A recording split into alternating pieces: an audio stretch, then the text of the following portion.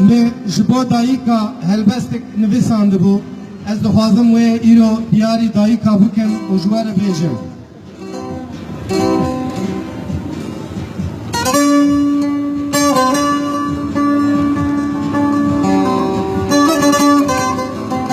Bayê, ez çawa te bînim ziman, tu gulekî geşî li bin destan, tu evîna dilê xortayî, çi bikim ti îro bê mafmayî dayê.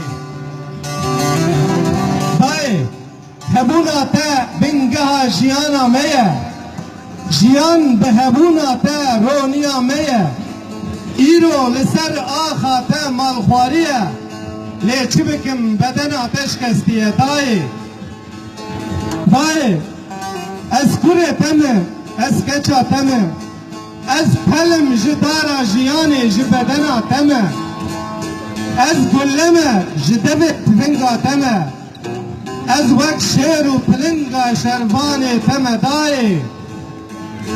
Dayê, tu wiha xweş û rûnd û hêjayê, tu stran û helbesta hozanayê, tu qet nayê ji bîrkirin dayê, tu reha tilê gelê kurdayê. Dayê, li çiya û zozan û mêrgên te, li ber gul û sümbül û erdên te, li ser çem û kanî û axên te, lê jiyan xweş e li ber ala te dayê, li ber ala te.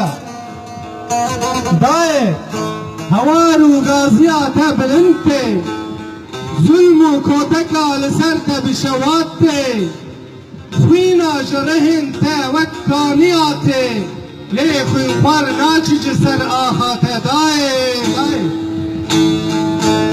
Dayê, kanî ew xemla te bibû kanî, kanî ew rewşa te yê bi ciwanî, besa êdî kolet bî bin destî û xuzanî, serê xwelake dayê bi mêranî.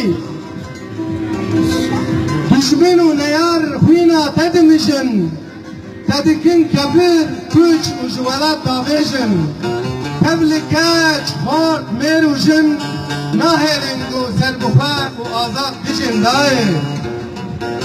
Dayê, tu gelekî dilxemgîn û belengazî, tu ji xwe re jiyanek bir û met dixwazî, ji bo aşitiyê tu tüm dilezî, lê dünya dengê te dibihîze dayê. Dayê, dayê, tu sterka li ezman şewq didî şevê, tu ji fereca xêrê jîn didî rojê, tu wek derya û pêl didî avê, tu ji xwe re û ji xaka xwe re jêr dibê dayê.